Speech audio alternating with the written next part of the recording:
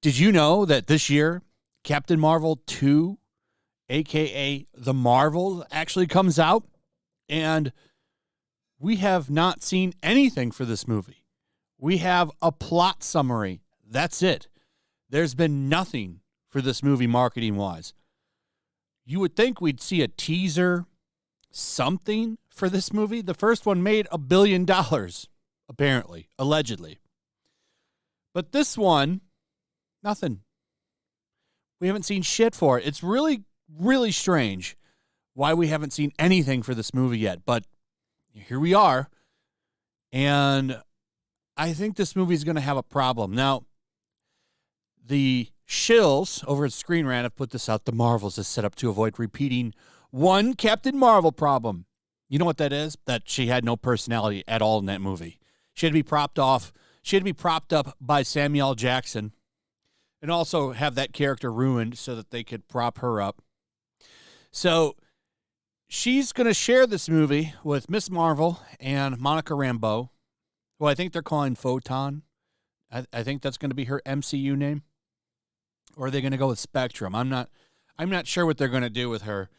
They should just give her the Captain Marvel mantle and get rid of Brie Larson, to be honest. But it is what it is. I'm looking forward to this movie's release because I think this movie might be a catastrophic failure for Marvel.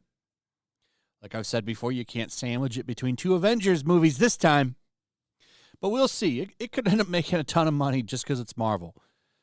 But, you know, you could always look to Thor, Love, and Thunder. That didn't do that well. I think this movie will probably do Thor, Love, and Thunder numbers. That's what I think this movie is going to do. And that's not a good thing. Thor, Love, and Thunder underperformed. But they're saying, oh, she's gonna finally be propped up. They're gonna show her personality. I don't think so. She has no idea what to do with this character. She tries to portray her as just this mean, snotty character. No one likes her. And it's showing. So the reason I'm talking about this is because IMDB put out their top anticipated television and movies for 2023. And guess what's not on it? A lot of Marvel shit, actually. I was kind of shocked. This is most anticipated movies of 2023. And this is the most anticipated television series of 2023. Surprisingly, Ironheart is on there. So is Echo and Gotham Knights. That's still coming, I guess. Gotham Knights. The same people that brought you Batwoman is in the top 10 most anticipated series of 2023. And this isn't some shitty little poll. This is based on 200 million monthly visits to IMDb. Let me read you this. The 10 new TV shows and limited series that will premiere in 2023 and consistently ranked highest on the IMDb proprietary weekly TV rankings throughout 2022. The IMDb Pro rankings are based on the actual page views of the more than 200 million monthly visitors to IMDb worldwide. IMDb users can add these and other titles to their watch list and get alerts when they become available. It's also the same for the movies. So they're using what they have data-wise to put this together. And I think that these are actually reflective lists of what people want to see. It's just crazy to me that some of this shit is on here. But let's take a look at the movies first. Barbie is at number 1, which I was surprised to see, actually. I actually want to see this movie. It looks interesting. Whether or not it's good or not, I don't know. Margot Robbie has not been doing well at the box office, but I'm willing to give it a chance. Winnie the Pooh Blood and Honey, which is a horror movie, is number 2. That's crazy. Killers of the Flower Moon. I don't know anything about this. Oppenheimer. That's the Christopher Nolan movie. I'm going to definitely check that out. Little Mermaid at number 5. That's kind of crazy. That's one of the most disliked YouTube trailers of all time, by the way. This one could hit or miss. The Super Mario Brothers movie, not surprised to see that on there. I think that movie's going to be a huge hit if it's good. I think it's going to be a huge hit. Indiana Jones and the Dial of Destiny, kind of shocked to see that on there, because did you people forget that Crystal Skull was a pile of trash? John Wick Chapter 4, not shocked. Expendables 4, kind of shocked that it's so high. Ant-Man and the Wasp Quantumania at number 10. That's the only Marvel property to hit number 10. What's interesting is that Guardians of the Galaxy Volume 3 isn't on here. Now, in my opinion, both of the Guardians movies have been great.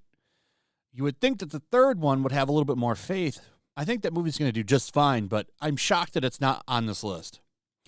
What also isn't on this list is the billion-dollar wonder, The Marvels. Not on this list. No one is excited for that movie. No one's talking about it. The only people that put it in their top 10s for 2023 are shill sites. They're all like, oh, it's going to be so amazing. And it's not on there. I think that movie's going to be a giant flop. But it could go either way. I don't know. You know, it's funny the way things work out sometimes box office wise. Saw with Avatar. I did not expect that movie to make any money. It proved me massively wrong. It looks like it's going to hit $2 billion, actually, which is insane to me. But, I mean, it is what it is. The people have spoken. I don't think you're going to see that with the Marvels.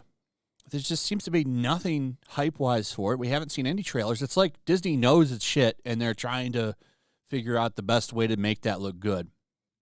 So, Marvel not looking good on this list. And then just to go over it, the TV stuff, Last of Us being at the top, not a surprise. Secret Invasion at number 2. That's not a surprise, actually. I don't think that's going to be good, but, I mean, we've actually seen a trailer for that. Why haven't we seen a trailer for the Marvels?